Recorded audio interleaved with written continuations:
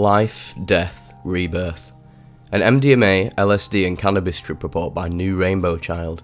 Uploaded to Earwid, October 7th, 2010. This experience was the most intense foray into psychedelia that I've ever had. It was also the single best and worst night of my life. It started on a regular Saturday night. I'd just obtained some great molly to my excitement, as I hadn't had good stuff in many months. My friend H and I were just chilling at my apartment. I was kind of hesitant to take it for whatever reason, but knew that I would still thank myself in the end. I weighed out around 100 milligrams and parachuted it. I began to feel a little odd and knew I was coming up. Then, in about 40 minutes, it hit me completely. I was rolling harder than ever before. I began to dance ecstatically and H put on some music. I was just massaging my whole body and talking a mile a minute. H was completely sober, but I tried to get her to open up to me completely and began psychoanalyzing her life inadvertently. She told me that everything I was saying was true, but she hadn't come to terms with it yet and needed to mule it over. At this point I decided to take some acid on a whim, so I went to my stockpile and dropped 3 hits of this amazing Rainbow Children blotter I had. H expressed some concern, as I had not originally intended to do any acid. I was completely confident in my decision though, and couldn't have been more happy with myself and what I was going to experience. H asked me if I wanted to go outside and run with her, and I replied with a definite yes. I got some water and a pacifier to chew on for the road. As we were leaving, our friends John and Joey popped by randomly and we vaporised a bowl together. I was really happy to see them, and they wished me the best of luck on my trip. After they left, we sat down the neighbourhood in a jog. I ran until I noticed my heart was beating very fast and I was getting lightheaded. I listened to the signs of my body and decided to slow down and drink some water to cool off. At this point the acid really kicked in and I felt like I was popping in and out of the space-time domain and dancing with the cosmos. We made it to a small elementary school park and I immediately lay down in the grass of a field. I looked out at the sky and saw the most beautiful cloud formations and the stars appeared to be raining out of the sky. I was so happy and had never seen so much beauty before. Everything was alive. Everything I looked at was breathing in the energy of life and absolutely flowing. I could see every molecule that composed everything I saw, no matter how far or close away it was. All my senses were enhanced, and I experienced them as one, beyond the senses. I began to get astounding and glorious revelations. I saw that everything was composed of one basic building block fractal that would create patterns to give off the appearance of form. I knew that this fractal was pure and absolute love, the creator and the creation fused as one. God, energy, light, whatever you wish to call it, this is what it was. And I realised that nothing was static either. Everything was always moving, flowing, going through a continuous cycle of life, death and rebirth. I realised that although it was always changing, it was infinite, and to be part of the cycle is what it means to be alive. I saw everything that appeared to be still was simply slowly moving particles of this energy life force, vibrating at such a low rate that our ordinary senses perceive it as solid. I almost cried for joy at this realisation. All was love. All was one. I reflected on the concept of the Om, and understood it completely. I also realised that since everything was composed of love or God, and that everything was whole at every moment, I could never be separate from God. I was God. God was inside of me, and God was everything. This thought gave me so much comfort because I knew I would never be alone. As I was telling this to H, she asked me where fear fit into the picture. I instantly knew that fear was only a lack of awareness of love, and it is only a flaw of perception. I continued to ponder and gaze at the sky, watching the clouds dance and flow with rainbow iridescence around the moon. Sometimes I felt like I was right up there with them. After a while a light turned on in the school and H told me she thought she saw someone. We were trespassing, so we decided to just leave and not take any chances. We went back to my apartment and I lay on a yoga mat outside and continued to stare at the heavens and talk to her ecstatically. She told me I looked absolutely comfortable and I replied that I was. I decided to paint and began to mix colours randomly and paint an erratic pattern all over the canvas. She told me that she enjoyed how free I was being, and I smiled and continued to paint until I was out of space. I didn't want to come back for a while and decided to take 2 more hits.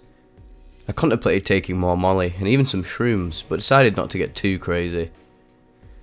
At this point I began to try to talk to H again about her life, because I wanted her to find the peace and love that I had found also. When she spoke to me, I could see which parent had given her which specific personality traits, and her face actually morphed to portray either parent, which I found absolutely crazy. I was still tripping madly at this point, and space and time was so skewed that I was having a lot of trouble staying in a linear conversation, as my mind was bouncing all over the place. I told her everything I had realised, and that she could have it too. I decided that I would give her the same illumination I had discovered, since I had discovered the power of creation by calling it out of the universe. This is when things started to get really crazy. I knew that to transmit the enlightenment, I would have to put it into a shape that she could access. I asked her what she wanted to be, what she most clearly identified with, what she was most passionate about, so I could mould the energy into shape for her to access. She kept on replying that she didn't know, and this exasperated and frightened me. For some reason I felt that she was right here experiencing my consciousness with me, and couldn't fathom why she couldn't see it. She began to get defensive, and talked about how she often struggles with depression in life. This is when my trip got really bad. The molly had worn itself through, and I realised that it wasn't coming back. I began to feel like our friendship was over.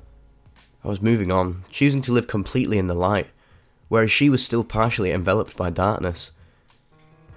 I wanted her to come with me, but she wasn't ready. She was still afraid. I thought I would lose her completely, and this greatly saddened me, for her sake especially, because she wouldn't understand what I had.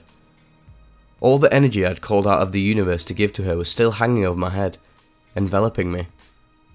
I couldn't put it back, so I absorbed it and it became all of her fear and sadness. This is when I went to hell.